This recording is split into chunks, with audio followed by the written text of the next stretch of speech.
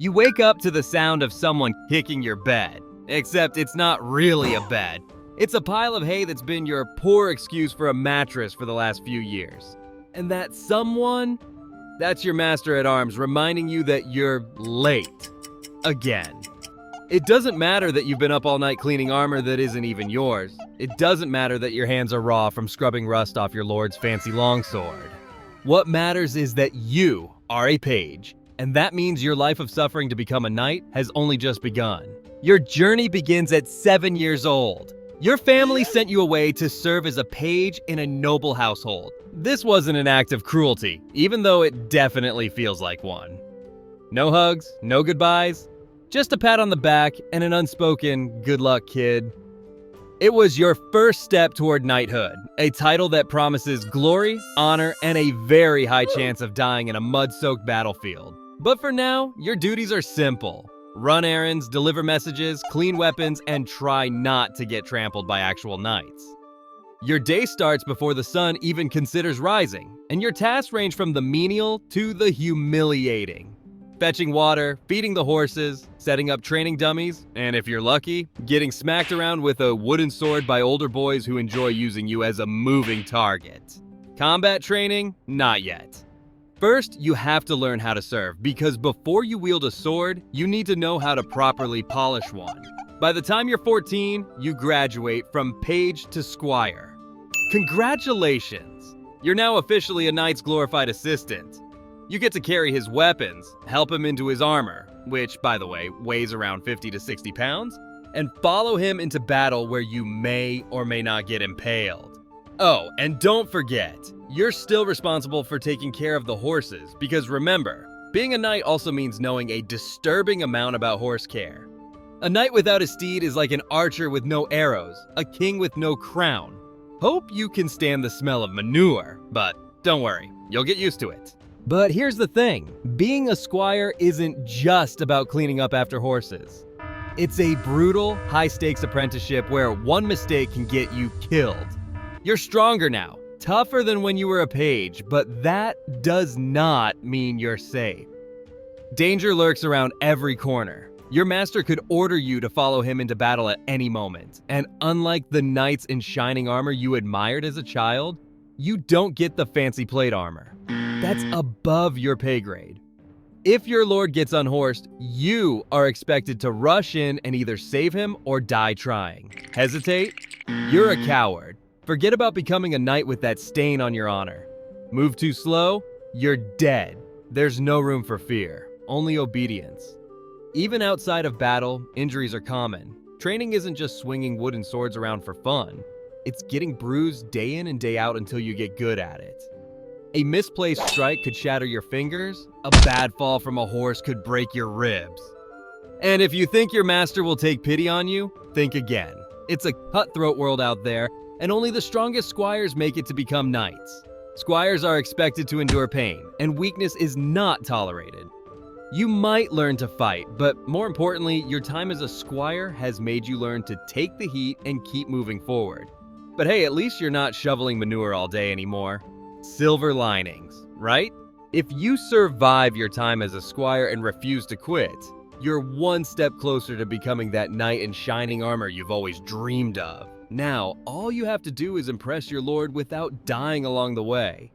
You have a few ideas, win a tournament maybe? Good luck getting in as a meager squire. How about being the first to breach an enemy's walls? Yeah, probably not a good idea. One good stab from a spear and you're cooked. Either way, getting knighted takes a feat of great courage, and unfortunately in medieval times, 99% of these feats put you in mortal peril.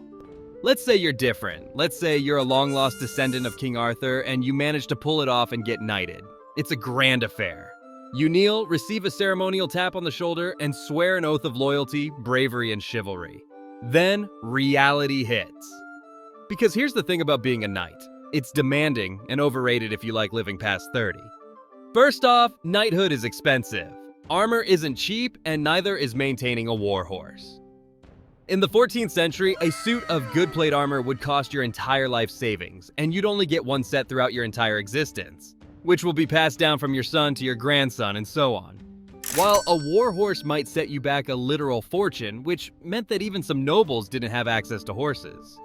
But you're a knight now, right? Bring on the wenches, riches, and glory. Hate to break it to you, but that's not how it works. You thought you were done with servitude? Think again. Unless you were born into wealth, you now have to fight in wars, tournaments, or work as a heavily armed bodyguard for your lord just to afford your next meal and maybe a roof over your head. And those oaths of chivalry? They sound great on parchment, but on the battlefield? Throw all that shit to the wind, people are gonna die, and you're going to make sure you're not one of them. You're expected to be honorable, but war is a nasty business. You might have to raid villages, fight for a cause you don't believe in, or, if your lord commands it, execute prisoners who can't afford ransom. If you refuse, congratulations. You're now promoted into unemployment. Have fun. But let's say you actually find employment as a knight. That doesn't mean you're living the high life. You're constantly on the move, either marching to yet another battle or serving as a bodyguard for a noble who cares more about his hunting dogs than his warriors. The food? Hard bread, dried meat, and ale that's more water than alcohol. If you're lucky, you might get fresh meat, assuming you or your men manage to hunt something without getting caught. You also have to deal with politics. Your lord might expect you to swear loyalty to someone you despise or fight against men you once called brothers. Allegiances shift faster than a war horse at full gallop, and if you back the wrong side, your career and possibly your life could be over in an instant. One day, your lord commands you to ride into a neighboring fief to collect taxes from a village that can barely feed itself. You arrive, fully armored, only to be met with the desperate eyes of starving peasants. Do you carry out your orders, knowing that forcing payment will leave children hungry? Or do you risk defying your lord and suffering his wrath? There is no honorable answer, only survival. And this is the reality of knighthood.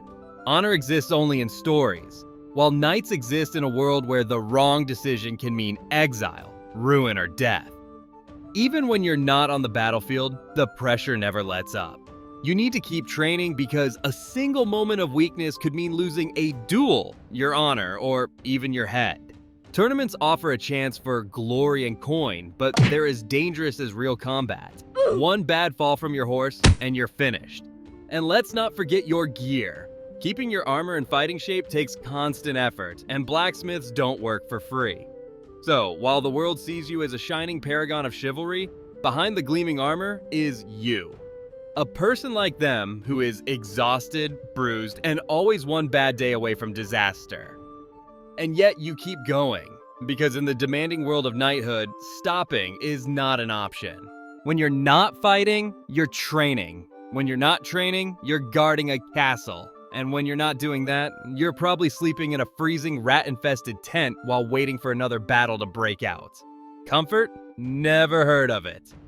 Wounds fester, armor chafes, and let's not forget dysentery, the real killer of medieval armies. You might be an elite warrior, but nothing prepares you for the moment when bad water turns your stomach into a war zone. And if disease doesn't get you, bad luck might. One unlucky arrow, one misstep in a melee, and suddenly, your grand noble career ends face down in the mud. If you do survive long enough to see peacetime, your problems are far from over. A night without a war is a night without a job. Some turn to tournaments where you can earn coin and prestige if you survive.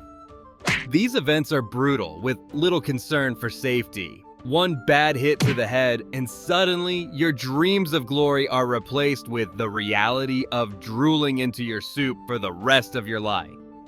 Others turn to the life of a mercenary, selling their sword to the highest bidder. The pay is good, but loyalty is non-existent. One day you're fighting for a king, the next, you're fighting against him. And let's not forget, if you get captured, no lord is coming to pay your ransom. You're on your own. But maybe that's what knighthood is all about. You do what you can and live by your virtues, even if life tries to bend and break you to its will. Because after all, man is nothing without his virtue, right? And what better way to leave a legacy behind than being a knight who stands unbroken against the cruel reality of medieval life? And perhaps this is why we still admire knights and knighthood, because even though shining armor has faded into history, the ideals of courage and perseverance remain. So stand tall, Sir Knight. Your duty has not come to an end just yet. After all, this is what you wanted, right?